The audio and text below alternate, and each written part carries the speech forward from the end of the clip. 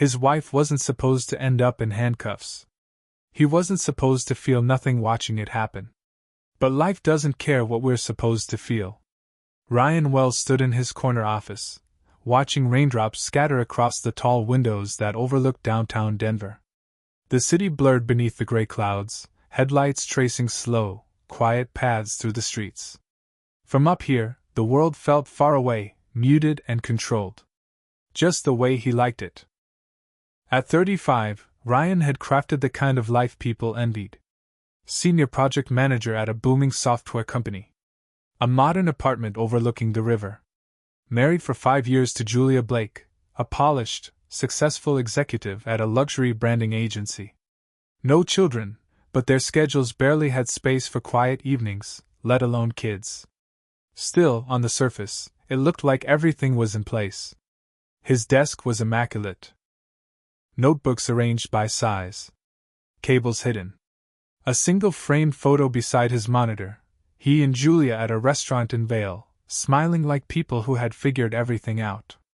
The moment had been captured during a weekend trip just last month, their laughter still echoing in Ryan's memory like a song that played too softly to catch all the words. A vibration broke the stillness. His phone. A message from Julia. "Don't forget we're trying that new Italian place tonight.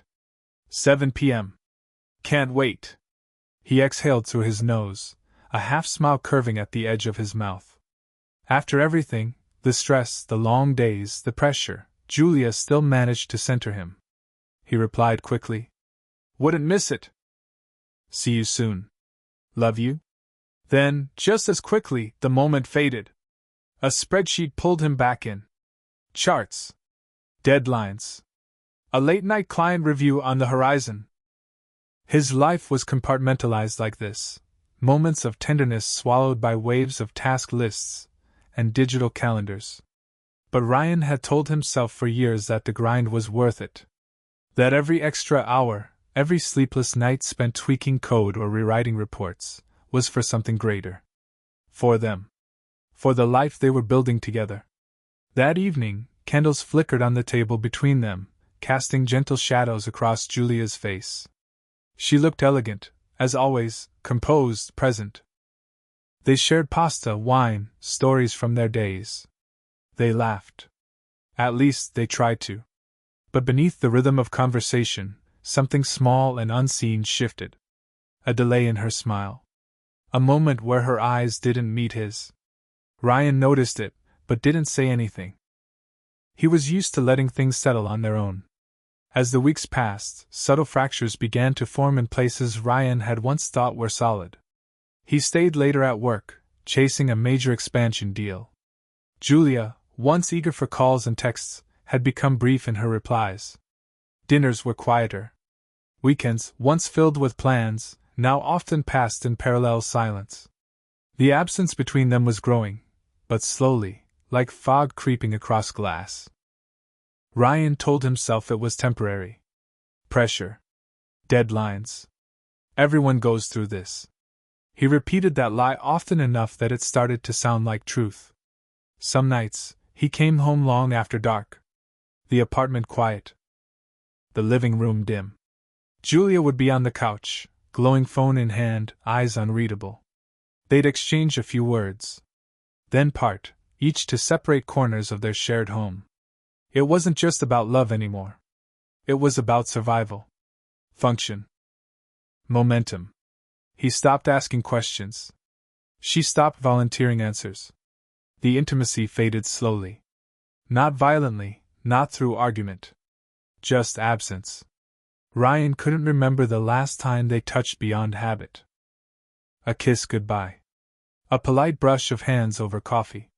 It had been months, maybe longer, since he'd seen her smile without effort. But he kept telling himself it was stress. That once the project launched, they'd realign. Maybe take a vacation. Recharge. Late one Tuesday, Ryan sat in his car outside their apartment, engine idling as the streetlights hummed. He stared at the dashboard clock, watching minutes pass.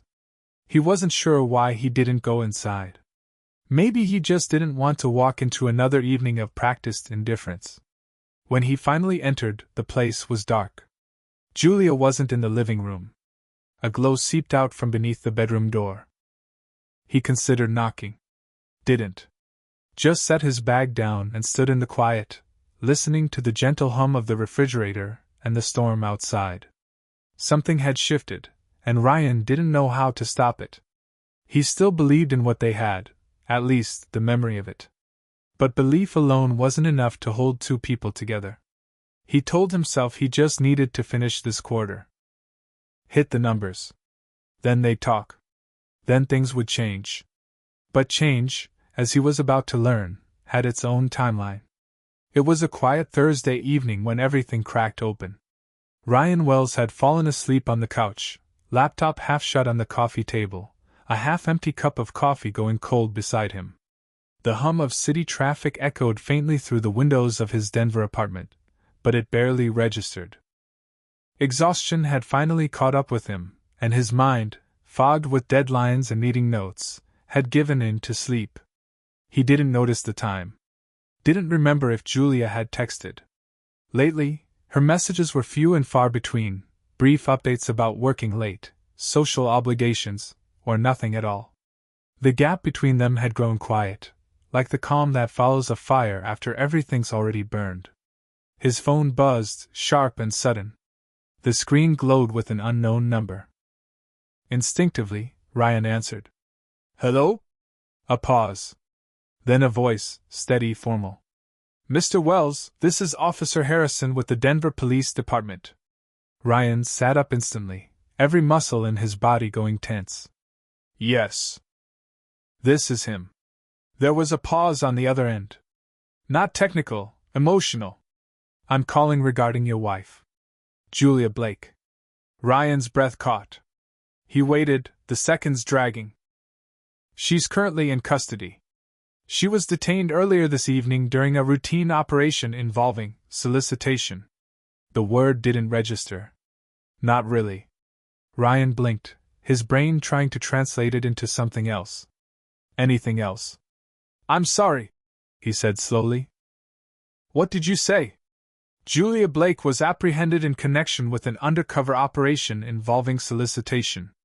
She's unharmed, currently being processed at the downtown precinct. You may come in to speak with her and discuss bail if you choose." The voice was calm. Too calm. Like the officer had said these words before. Ryan sat in silence, the world around him shrinking to the size of that call. His living room felt like a different planet. He could hear his own breathing. A slow, distant ringing filled his ears. He managed a quiet, "I'm on my way." The call ended. The phone slipped from his hand onto the couch cushion beside him. He didn't move at first. Just sat there, staring at the floor. The phrase repeated itself in his head like a broken recording. Solicitation. Julia. Custody. It didn't make sense. Julia, the woman who had built a brand around elegance and professionalism. The woman who'd once spent hours perfecting a presentation on authenticity in personal branding. Now sitting behind a wall of glass, under police supervision. His hands shook as he dressed. His tie hung loose, his jacket barely pulled on before he was already in the car, navigating the city streets by instinct. Every red light felt like a punishment. Every second, a weight pressing against his chest. The police station was too bright. The hallway too sterile. Officer Harrison led him through a side corridor, his voice low and practiced. "She hasn't said much. Seems shaken. You'll have privacy." The door creaked open.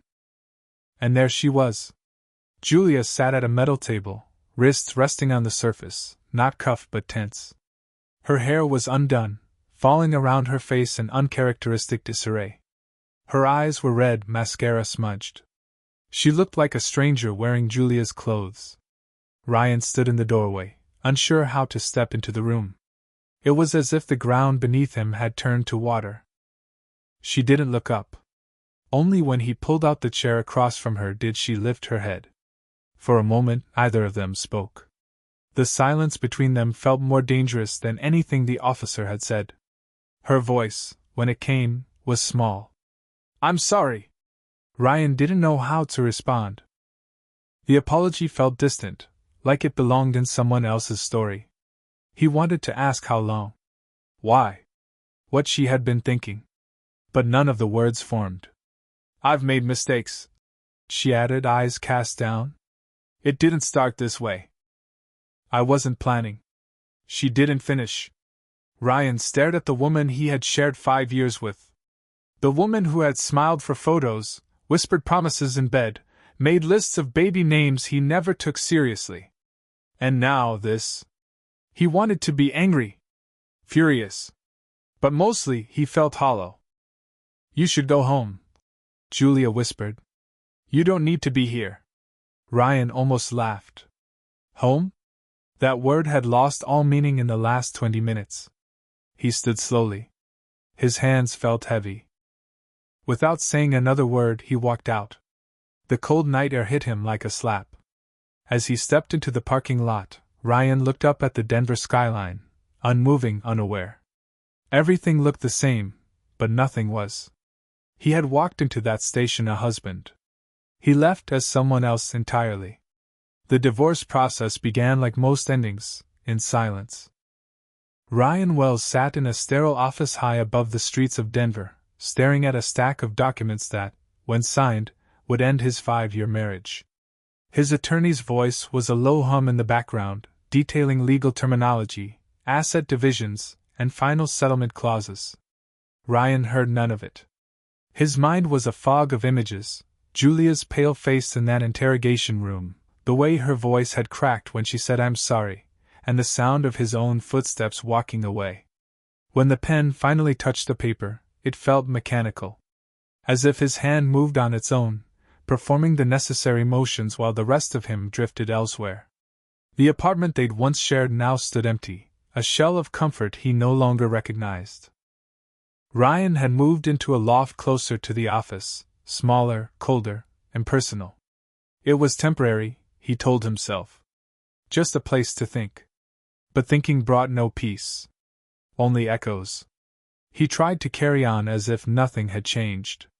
Early mornings. Late nights. Endless meetings.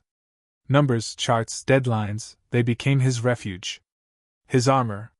If he could bury himself in productivity, maybe he wouldn't have to face the chaos inside him. And it worked. At least on the surface. Colleagues began to notice. Ryan, once steady and composed, now moved with a quiet intensity. He answered emails before dawn. Finalized reports before anyone else even arrived. He wasn't just working, he was building something, brick by brick, as if trying to reconstruct himself from the rubble. His boss praised him. Promotions were hinted at. Clients admired his clarity. But underneath, the drive wasn't ambition. It was vengeance. Not loud or violent, but cold and strategic. He began reaching out to contacts. Quietly. Purposefully. Julia's name was never spoken aloud, but suggestions were made. Warnings whispered. Her arrest had stayed out of the press, so far, but Ryan knew how quickly reputations could shatter once the right people were aware. He didn't smear her. He didn't need to. All it took was a few questions in the right ears. A few phrases like complicated history or potential liability. He let silence do the rest. There were nights when he stared at the ceiling, sleep impossible. The betrayal still pulsed in him, not just for what she had done, but how little she seemed to value what they built. That knowledge burned more than the infidelity itself. One evening, long after the office had emptied, Ryan sat alone reviewing project forecasts. A soft knock interrupted the quiet. He looked up, surprised. It was Natalie Pierce. She had worked in operations for years, always efficient, always reserved. Until recently, they had barely exchanged more than polite greetings. But lately she'd begun stopping by more often, offering to help, staying late to go over reports, always calm, always present. She stepped inside now with 2 coffees, setting one beside his keyboard. I figured you might still be here, she said simply. Ryan gave a tired smile, nodding his thanks. He didn't know how to tell her what that gesture meant, that someone had thought of him, unprompted. Natalie didn't ask questions. She didn't probe. Instead, she pulled up a chair and began reviewing notes beside him, her quiet presence a strange comfort. They spoke little. But for the first time in weeks, the silence didn't feel like a threat. As the clock edged toward midnight, she gathered her things. "Don't forget to sleep," she said, her tone light but sincere. Ryan watched her go, something flickering inside him, something small, warm, and unfamiliar. Not love. Not even attraction. Hope. He wasn't ready to name it yet. But it was there. That night, when his phone buzzed with a message from Julia, "Can we talk? Please? I miss you." He didn't respond. He didn't even read the full text. He stared at it for a moment. Then deleted it. And blocked the number. There would be no reconciliation. No return. Julia had made her choices. Now Ryan would make his. Not just to survive, but to rise. Julia Blake stared at the eviction notice taped to her apartment door. The words blurred as tears pooled in her eyes, the paper trembling slightly in her hands. Her once pristine world, the reputation, the status, the future she had built, had crumbled into dust, and this was its final echo. She stepped inside, the door clicking shut behind her like the sound of a closing chapter. The apartment was quiet, almost hollow. The furniture that remained was minimal, most of it sold off to cover legal fees and missed rent. Even the expensive art prints that once lined the walls were gone, replaced by faded outlines and memories. She dropped her keys on the kitchen counter, chipped now, worn at the edges, and sank into the couch. Her phone lay face down on the coffee table, screen dark.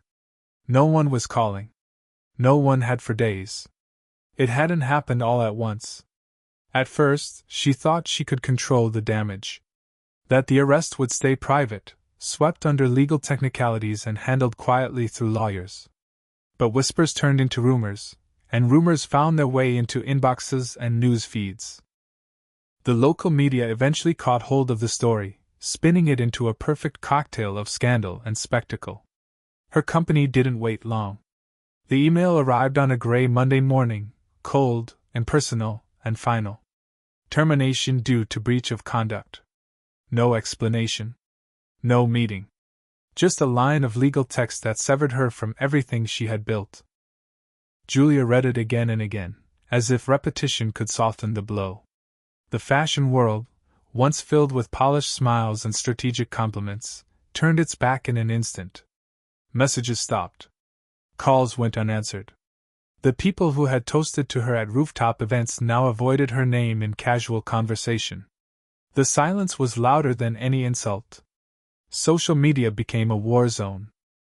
Comments beneath her old posts ranged from thinly veiled pity to open mockery. Every photo, once a testament to a life of success, now served as fuel for gossip and scorn. The men, the ones who had made her feel something when Ryan had turned away, disappeared just as fast. They had never been more than distractions, and once the scandal hit, even those illusions of connection vanished. Julia tried to hold on. She applied for jobs, reached out to contacts, begged former colleagues for introductions. But the moment her name came up, the conversation changed. Eyes glanced sideways. Smiles faded. She sold her car. Then her jewelry. The designer wardrobe that had once defined her identity was reduced to a single rack of plain outfits and worn-out heels. Her apartment, the last piece of her previous life, was next to go. In that stillness, Julia picked up her phone and scrolled to the one name that still meant something. Ryan. She hadn't spoken to him since the night she confessed everything in that cold, unforgiving room. His silence had been complete. His absence absolute. But now, with nothing left, she pressed call. The phone rang. Once. Twice. 3 times. Then his voice, familiar, controlled. "This is Ryan Wells. Please leave a message." She opened her mouth, but the words caught.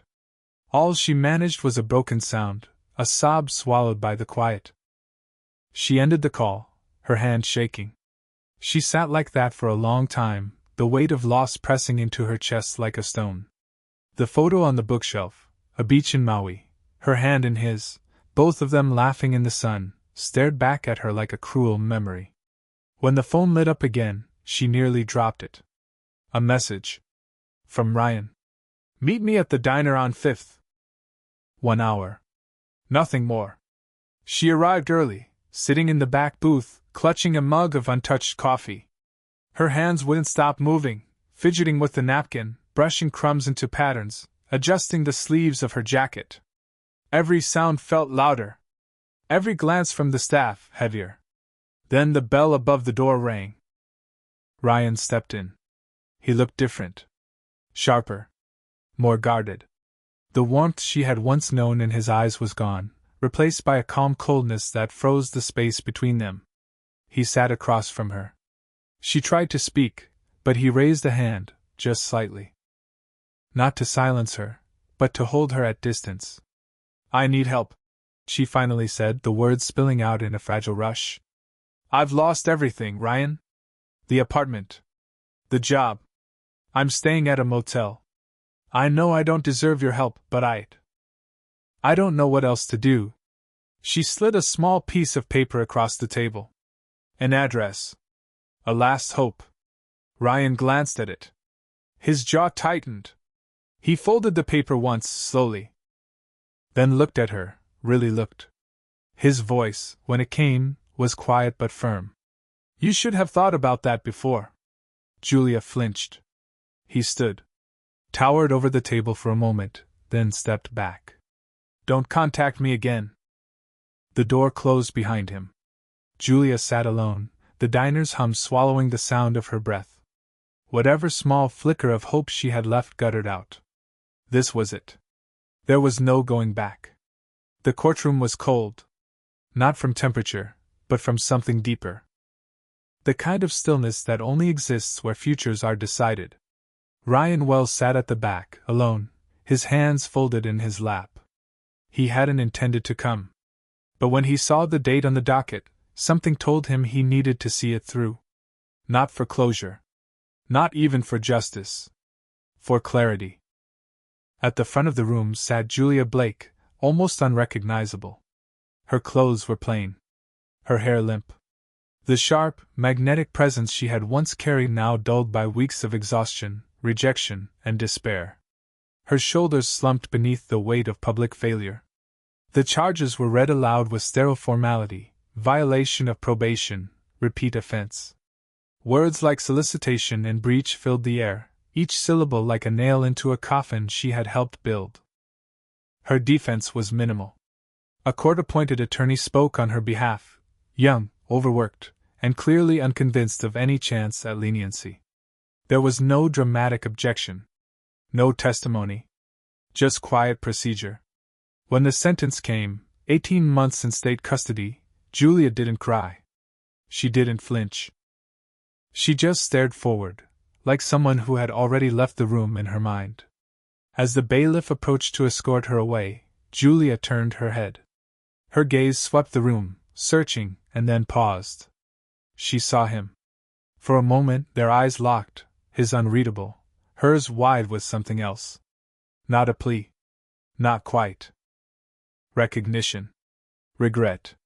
A fragile thread of memory. But Ryan didn't move. He didn't nod. Didn't look away. When the heavy door closed behind her, something shifted in him. It was over. The courtroom emptied around him. The voices faded.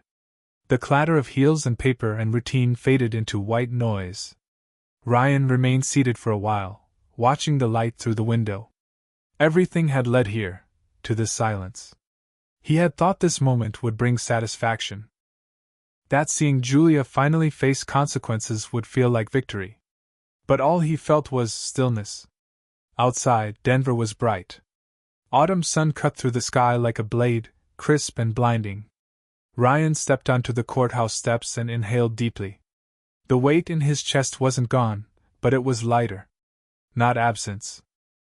Not peace. But space. His phone buzzed.